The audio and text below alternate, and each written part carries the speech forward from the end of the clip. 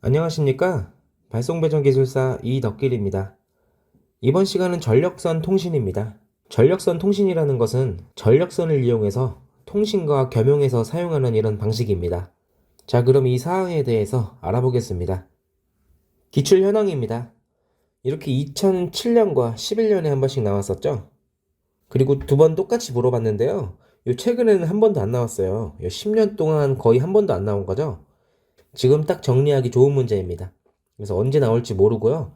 근데 최근 막 활발하게 이게 사용되는 건 아니에요. 그런데 시험 문제라는 게 뭐 최근에 쓰는 것만 나오고 그런 게 아니잖아요. 그래서 시험과 이 실생활은 많이 좀 동떨어진 내용도 없지 않아 있죠. 그래서 이렇게 준비해 놓으시면 될 것 같습니다. 공부 방향에 대해서 알아보겠습니다. 자, 그럼 무엇을 물어보는지 보겠습니다. 우선 기출 점수를 보시면은요, 10점과 25점인데요. 이걸 25점으로 준비하긴 좀 과하거든요. 10점짜리로 준비해 놓으시면 될 것 같습니다. 10점짜리로 준비하시는데, 지금 전력선 통신에 대해서, PLC에 대해서 그냥 설명을 하는 겁니다. 그리고 아래 문제에서는 그 PLC의 개요와 최근 기술 동향에 대해서 아는 대로 서술하라 그러죠.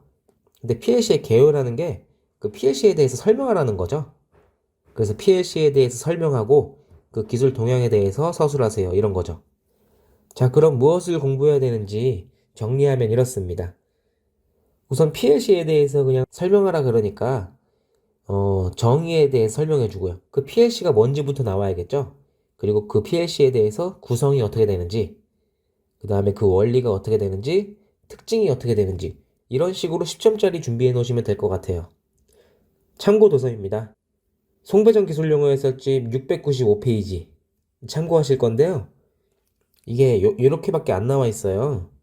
그래서 이거 갖다가 준비하기는 좀 부족하고요. 제가 또 따로 정리를 해드릴 거고, 그 다음에 인터넷에 검색해 보시면은 그 PLC에 대해서 많이 나오니까 그 인터넷 자료를 참고하셔도 좋습니다. 답안 작성 예시입니다. 이걸 10점짜리로 준비해 놓으시라고 말씀드렸는데요. 첫 번째 목차가 정의죠. 그 PLC, 파워라인 커뮤니케이션, 그 영어 약자도 외워놓으시면 좋아요. 그 만약에 전력선 통신에 대해서 설명하세요 나왔을 때 이 파워라인 커뮤니케이션 적어주시면 굉장히 칸 채우기도 좋고 그 다음에 뭔가 아는 것 같은 느낌도 줄 수 있죠. 근데 정의를 써주시는데요. 이 명칭에 이미 정의가 나와 있죠. 파워라인 커뮤니케이션 전력선 통신. 그래서 전력선에다가 전력선에다 통신파를 실어서 그 통신을 하는 방식이라고 두 줄 정도 정의를 써주시면 되죠. 그 다음에 두 번째로 전력선 통신의 구성이죠. 구성이 나와야 되죠. 그런데 인터넷이나 여러 자료들을 보면은 이 구성도가 굉장히 복잡하게 나와 있는데요. 복잡하게 그리실 필요 없습니다. 전주에서 수용가, 만약에 집이라고 하면요. 뭐 집이 될 수도 있고, 빌딩이 될 수도 있고, 그런데요. 그 전주에서 전력선이 들어올 거예요. 이렇게. 이렇게 들어올 건데, 여기도 이렇게 들어오겠죠?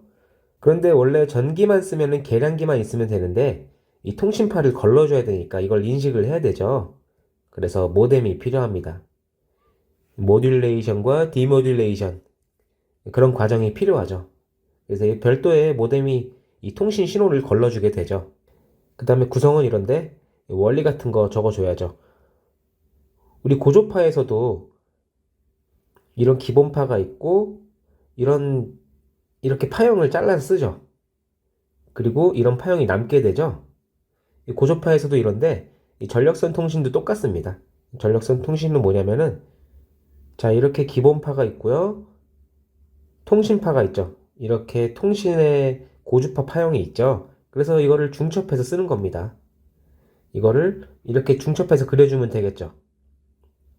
칸이 좀 넘어갔는데요. 이런 뉘앙스로 써주시면 됩니다. 이건 이건 전력의 파형이고 이건 통신의 파형이고 이건 합성이라는 거 보여주시고요. 그렇게 해서 이게 PLC가 뭔지, 그리고 구성이 어떻게 되는지, 원리가 어떻게 되는지 이렇게 적어줬습니다. 그리고 마지막으로 특징 같은 거 정리해 주실 때 가장 핵심이 뭐냐면요. 통신선을 별도로 설치하지 않아도 된다는 거죠. 그리고 이 전력선이라는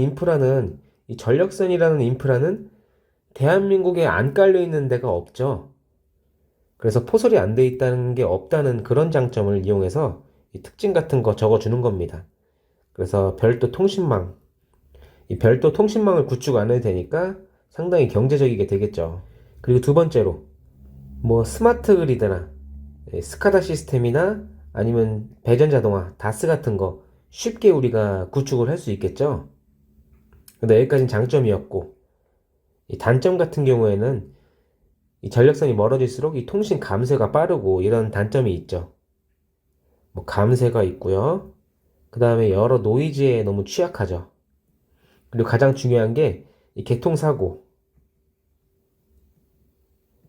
이 개통사고 시에는 통신이 불가능하겠죠.